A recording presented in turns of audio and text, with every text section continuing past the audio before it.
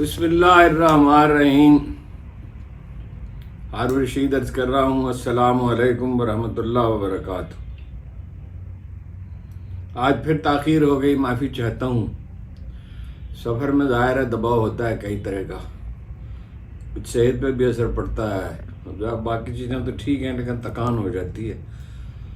وہ خبریں آج بہت اہم ہیں اور میں تو کبھی آپ کو نہ یہ زحمت دی ہے کہ بھئی ضرور اس کو سبسکرائب کریں، نہ کبھی یہ کہا ہے کہ ضرور اس کو توجہ سے سنیں، لیکن میرا خیال ہے کہ آج کا دن ایسا ہے کہ اگر ممکن ہو تو آخر تک سنیں. بہت اہم خبریں ہیں.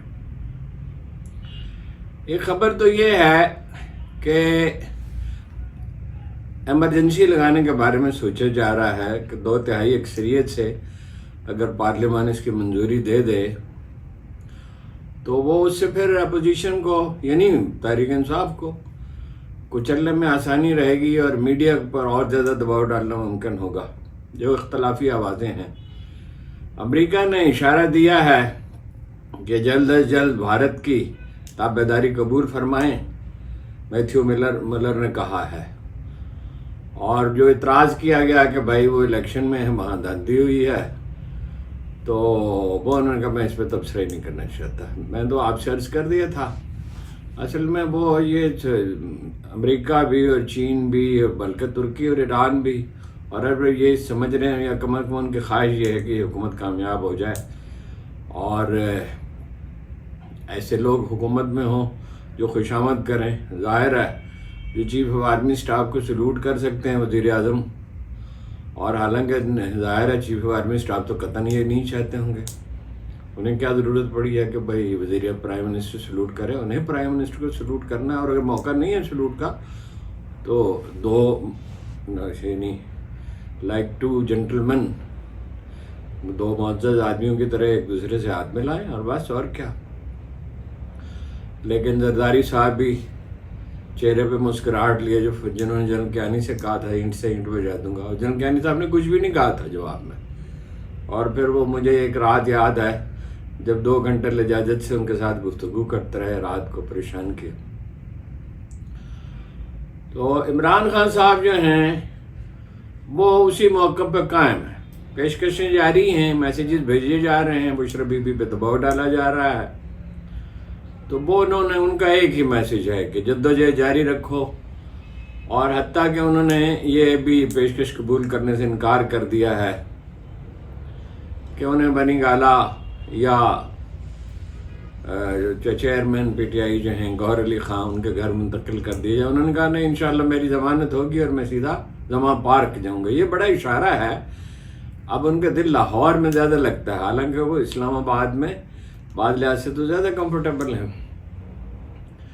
لیکن لاہور میں یہ جب آدمی جو ہے تکلیف اور کرب میں گزرتا ہے تو اس عمر میں، خیر بڑھاپا تو انہوں نے بالکل نہیں تاریخ انہیں دیا ہے بھی نہیں بڑھاپا، لیکن وہ پھر وہ اس کا جو جوانی کے اور لڑکپن کے شاداب دن یاد آتے. امریکہ میں نیا سفیر تلاش کیا جا رہا ہے جو باقی کام کاج کے علاوہ محترمہ کے لیے لابنگ کرے. اور یہ ایسا لگتا ہے کہ والد گرامی کی خواہش ہے محترمہ کی، آپ سمجھ ہی گئے ہوں گے، بس اتنی بات کافی ہے. اور باقی وہ اسحاق ڈار صاحب کے معاملے میں تو سرد مہری کا مظاہرہ کیا گیا ہے، یعنی درخواست دی کہ ان کو وزیر خزانہ بنائے. وزیر خزانہ بڑا امپورٹنٹ ہوتا ہے نا جی. اگر وزیر خزانہ جو ہے آپ کی مرضی کا ہو، نواز شریف صاحب کی یہ خواہش تھی، تو ایک طرح سے آدھی حکومت آپ ہی کی ہے. جس چیز کی چاہیں ساری روک دیں منظوری روپے کی، جس کی جہاں چاہیں خرچ کریں. خزانہ تو ذاتی ہے. اگر آٹا بھی کسی مفلس کو دیتے ہیں تو اپنی تصویر کے ساتھ دیتے ہیں کہ اللہ کا شکر ادا نہ کرو، ہمارا شکریہ ادا کرو. صحت کارڈ بحال کر دیا ہے پوری طرح سے انہوں نے، اور اس پہ کوئی تصویر نہیں ہے. آٹا وہ بھی بانٹ رہے ہیں کہ مجھے سمجھ میں نہیں آتی یہ آٹا بانٹ رہے ہیں کہاں سے. فلسفہ تلاش کیا کہ اس میں غبن بہت ہوتا ہے. 20 ارب کا پچھلی دفعہ ہوا تھا، شاید ارکان عباسی صاحب کا کہنا. بھائی نقد پیسے دو، وہ جہاں سے چاہیں آٹا خرید لیں. اس میں سرکاری افسر ملوث ہوں گے، اہلکار ملوث ہوں گے، وہ اپنا معمول کا کام نہیں کر سکیں گے. تو اس پہ ایک بڑی زبردست کہانی میں آپ کو سناؤں گا کہ کیسے ہم نے، میرا آئیڈیا تھا اس وقت تنور کھولے تھے تو اربوں روپے وہ پینک کر گئے، شہباز شریف صاحب اربوں روپے انہوں نے ضائع کر دیا، حالانکہ وہ اس کو کوئی سیاسی سے تعلق ہی نہیں تھا جو ہم نے کھولے تھے، چند تنور لاہور میں کھولے تھے 10-12۔ اب دہشت گرد جو ہے وہ کیا ہے اب کچھ کہنا مشکل ہے، جو پکڑے گئے 3 افغانستان سے آئے تھے، ممکن ہے وہ حکومت اس بارے میں جو کہہ رہی ہے بالکل ٹھیک کہہ رہی ہو، لیکن یقین تو نہیں ہے کسی کو۔ جسٹس مظاہر علی نقوی صاحب کے خلاف کارروائی کی گئی ہے اور صدر صاحب سے کہا گیا انہیں برطرف کرے۔ حیرت انگیز ہے ایک بات، ایک آدمی مستعفی ہو جاتا ہے، اس کے باوجود کارروائی جاری رہتی ہے۔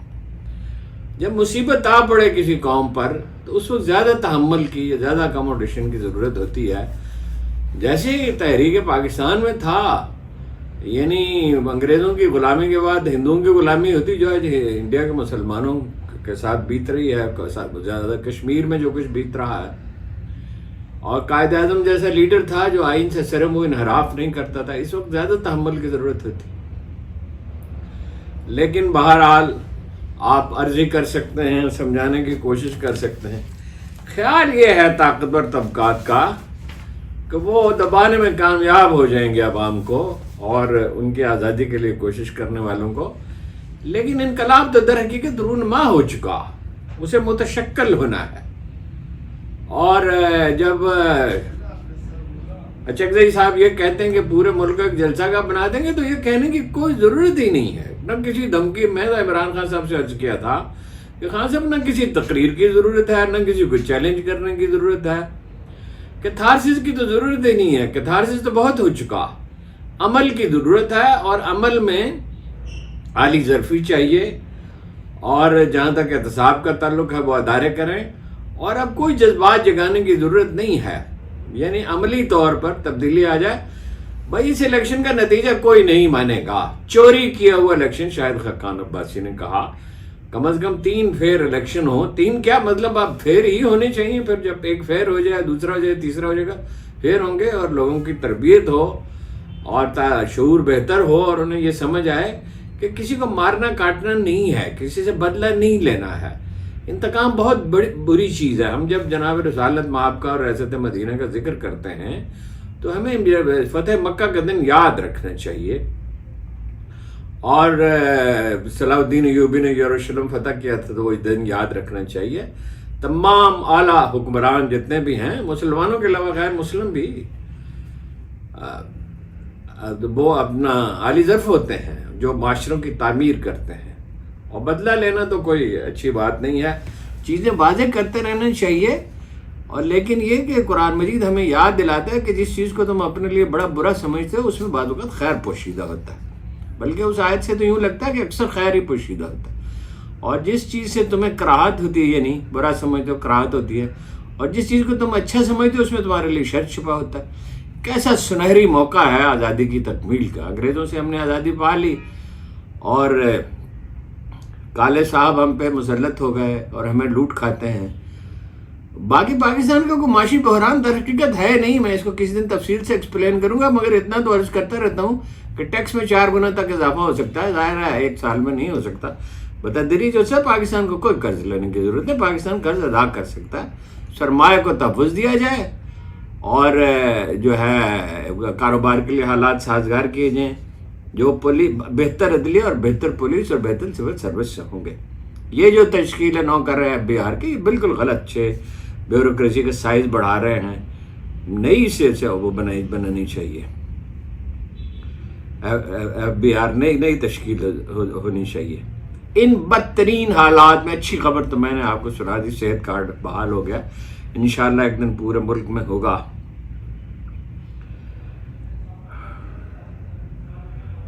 بہت بنائے ہوئے ہیں بعض ہمارے دوست، ظاہر ہے تکلیف پہنچتی ہے تو حساس لوگ جو ہے وہ صدمہ انہیں پہنچتا ہے۔ ایک اینکر نے کہا کہ یہ قوم ہی نہیں ہے، یہ جانور ہیں۔ ارے بھائی یہ قوم ہی ہے کہ یہ مشرقین مکہ سے بدتر تو نہیں ہے، انہی میں تاریخ انسانی کے بہترین لوگ پیدا ہوئے، قوموں کی تربیت کرنی پڑتی ہے۔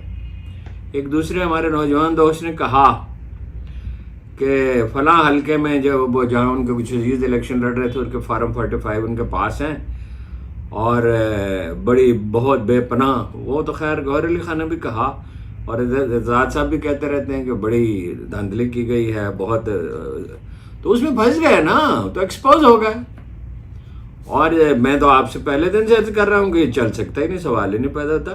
ایک دن یہ لوگ بھاگ جائیں گے، ایک دن یہ لوگ عمران خان کے پاس جائیں گے. عمران خان نہ بھی ہوں، میں نے آج سارے دن اس پہ غور کیا، عمران خان نہ بھی ہوں تو اب نہیں آپ لوگ سکتے. 40-50 لاکھ آدمی ہیں، علی محمد خان تو تھک گئے اور ایسی باتیں کرنے لگے. ہاں جی، راحت چاہیے ہوتی ہے، بعض لوگ مشکل حالات کے نہیں ہوتے، راحت چاہیے ہوتی ہے. اور وہ ان کے بارے میں بہت شکوک ہیں علی محمد خان کے بارے میں، اور مجھے تو ہمیشہ سے ہیں ان کے بارے میں. جدوجہد کا وقت ہے، کھڑے رہنے کا وقت ہے. اس وقت کھڑے رہے تو جیسے خمینی کھڑے رہے تھے، جیسے قائد اعظم کھڑے رہے تھے، جیسے رضوان کھڑے رہے تھے. رضوان تو جیل میں تھے جب ان کی پارٹی نے الیکشن جیتا 2000 میں، مگر وہ واپس آئے نا، اور کیا شان سے واپس آئے. وہ آپ نے جو اچکزئی صاحب بات کہہ رہے ہیں اس سے میں اتفاق نہیں کرتا. ہمیں کوئی فوج سے لڑنا بڑھنا نہیں ہے، اور آپ سیاسی جماعتیں جو ہیں وہ اپنا کسی تدبیر اور حکمت سے چلیں تو طاقت ان کے پاس آئے گی، مگر پھر طاقت کا استعمال انصاف سے ہونے چاہیے اور اعلی ظرفی سے ہونے چاہیے. احتساب لازمی ہے، میں احتساب یہ نہیں کہتا کہ احتساب نہ کریں، لازمی ہے، مگر ادارے کریں غیر جانبدار جس میں بہترین لوگ لگائے جائیں. اگر غیر جانبدار ادارے ہوتے تو الیکشن کمیشن میں داخل ہو چکے ہوتے. جو اعتزاز احسن صاحب مطالبہ کر رہے ہیں کہ بھائی یہ جعلسازی کی ہے تو ایف آئی اے والے اور پولیس والے وہاں جائیں اور نیب والے جائیں، مگر یہ تو غیر جانبدار لوگ ہی نہیں ہیں نا، وہ تو سول سروس آزاد ہو قانون کے حدود میں. تو یہ جو دہشت گرد پہنچے ہیں، 3 گرنیڈ بھی ان کے پاس تھے، بارود بھی تھا. ظاہر ہے 3 نہیں ہو سکتے، اگر یہ خبر سچی ہے تو بہت سارے لوگ ہوں گے. 3 آدمی اڈیالہ جیل میں داخل کیسے ہو سکتے ہیں؟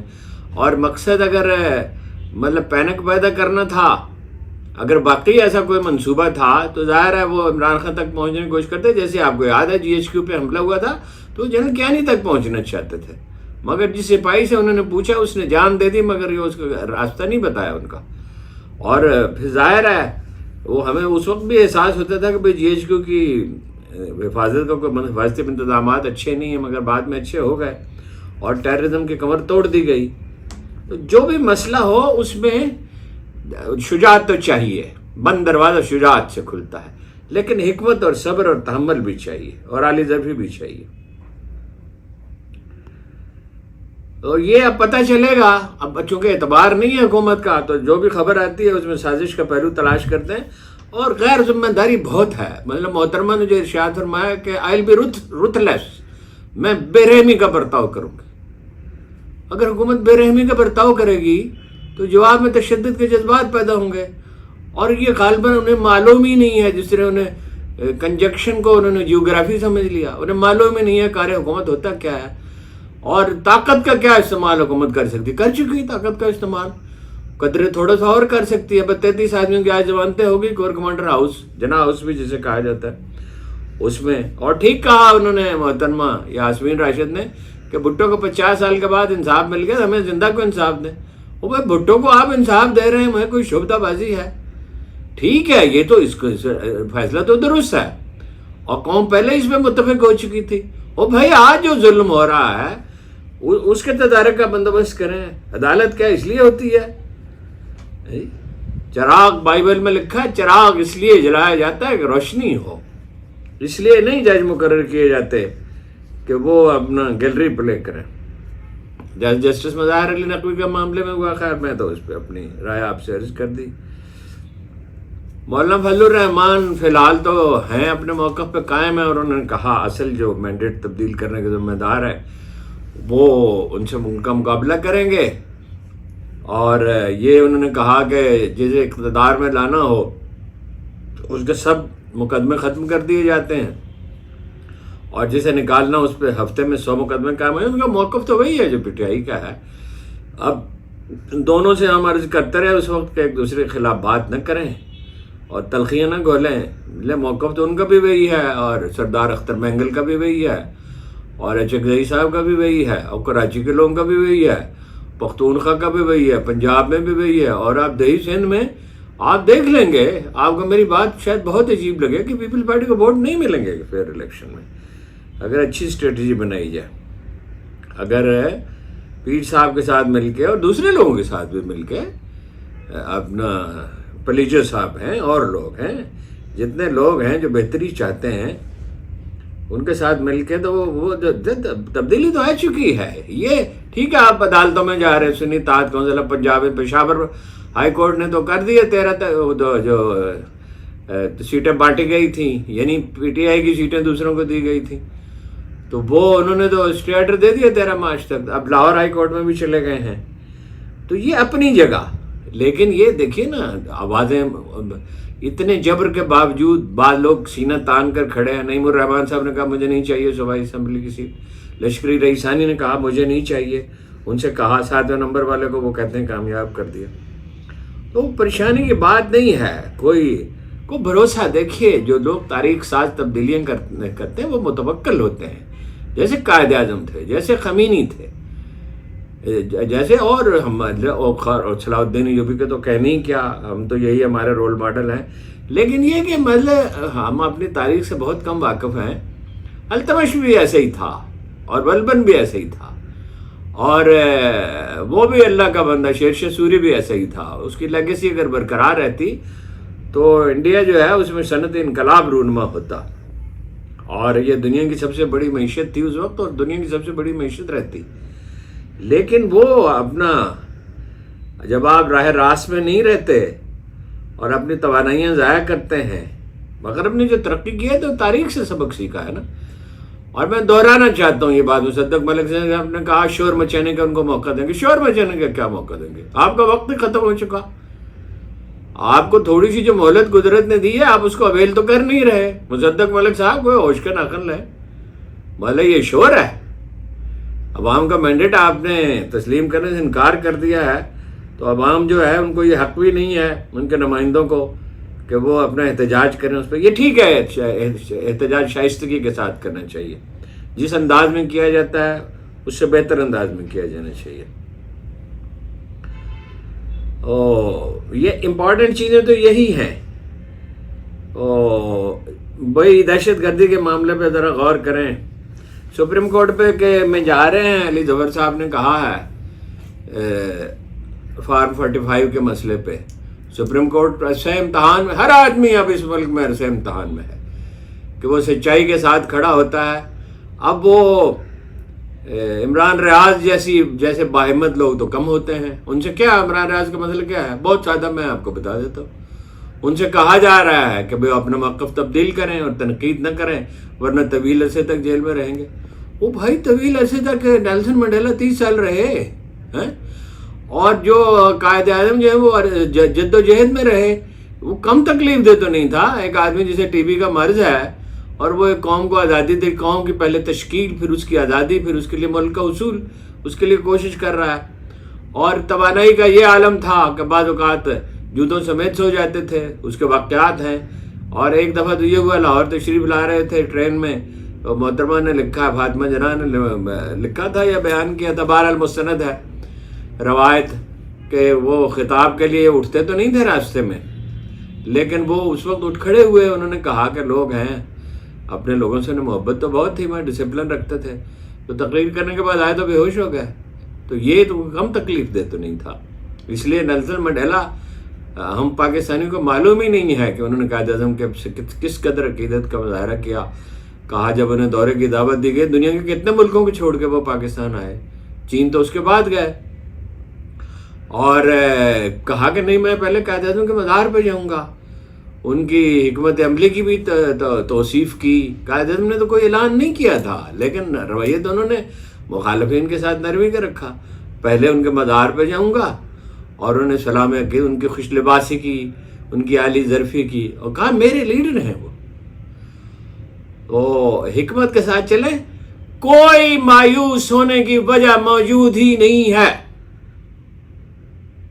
معاملات اللہ کی بارگاہ میں پیش کیے جاتے ہیں، یہ الفاظ ہیں قرآن کریم کے، معاملات اللہ کی بارگاہ میں پیش کیے جاتے ہیں، اور فرمایا میرے مخلص بندے گمراہ ہو نہیں سکتے، اور یہ بھی فرمایا کہ ناکام بھی نہیں ہو سکتے۔